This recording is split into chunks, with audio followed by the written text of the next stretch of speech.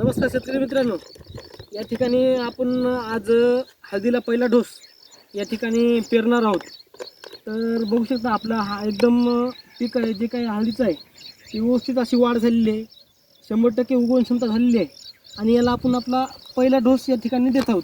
तर पहिल्या डोसामध्ये काय काय घेतलं पाहिजे, पिकाला अवस्थेमध्ये कशा अन्नद्रव्याची गरज असते, या म्हणजे पीक वाढीसाठी जे काही अन्नद्रव्य लागणार त्यासाठी काय काय घेतलं पाहिजे याविषयी मी तुम्हाला थोडक्यात माहिती सांगणार आहे. आपल्या चॅनलला नवीन असाल चॅनलला सबस्क्राईब करून ठेवा, जेणेकरून आपली माहिती तुमच्यापर्यंत लगेच पोहोचली जाईल. तर शेतकरी मित्रांनो, या ठिकाणी जे काही पीक आहे लहान अवस्थेमध्ये आहे, आता याला वाढीसाठी अन्नद्रव्याची मुबलक प्रमाणात म्हणजे याला गरज पडणार आहे. तर यासाठी आपण या ठिकाणी DAP, युरिया आणि पोटॅश असे आणि त्यासोबतच द्विम अन्नद्रव्य मॅक्रोन्यूट्रनची 10 किलोची किटसुद्धा या ठिकाणी घेतलेली आहे.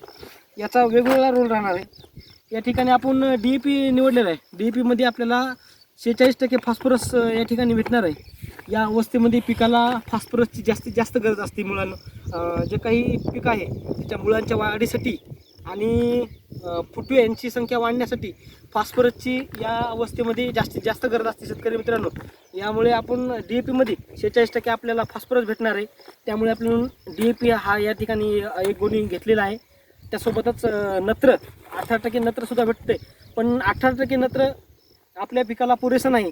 त्यामुळे अतिरिक्त आपण 40 किलोची युरियाची बॅग या ठिकाणी वापरणार आहोत. यामध्ये आपल्याला 46% नत्र भेटणार आहे, जेणेकरून आपल्या पानाची ग्रेनरी बनून राहील. जो काही पिवळेपणा आहे तो राहणार नाही, एकदम तेजदार हिरवेगार आपल्या हळदीवर ग्रेनस येईल, पसरून जाईल आणि पिकाला वाढीसाठी सुद्धा मदत होईल. त्यासोबतच जो काही पोटॅश आहे, आणि शेतकऱ्यांचं असं म्हणणं आहे की या अवस्थेमध्ये पिकाला पोटॅशची गरज नाही. शेतकरी मित्रांनो, तसं नसून आपल्या शरीराला जसा वेगवेगळ्या अवयवाला vitamin A, B, C, D 4 जीवनसत्व लागत असतात, वेगवेगळा रोल असतो त्याचा. तसंच आपल्या वनस्पती जीवनामध्ये आपल्या पिकामध्ये जे काही तीन मुख्य अन्नद्रव्य घटक आहेत, नत्र, फॉस्फरस आणि पोटॅश, हे पिकाला गेलं पाहिजे. त्यासाठी आपण पोटॅशसुद्धा यामध्ये घ्यावा. अनेक शेतकरी घेत नाहीत, पण पिकाच्या वाढीसाठी, पिकाची टिकवून क्षमता मजबूत करण्यासाठी, पिकाला एकदम असं व्यवस्थित कुठल्याही वातावरणामध्ये चेंज झाला, पाऊस आला, ऊन आलं किंवा तर डिप्रेशनमध्ये झाड जाऊ नये, झाडाची व्यवस्थित अशी वाढ व्हावी, त्यासाठी आपण समतोल आहार या ठिकाणी दिला पाहिजे.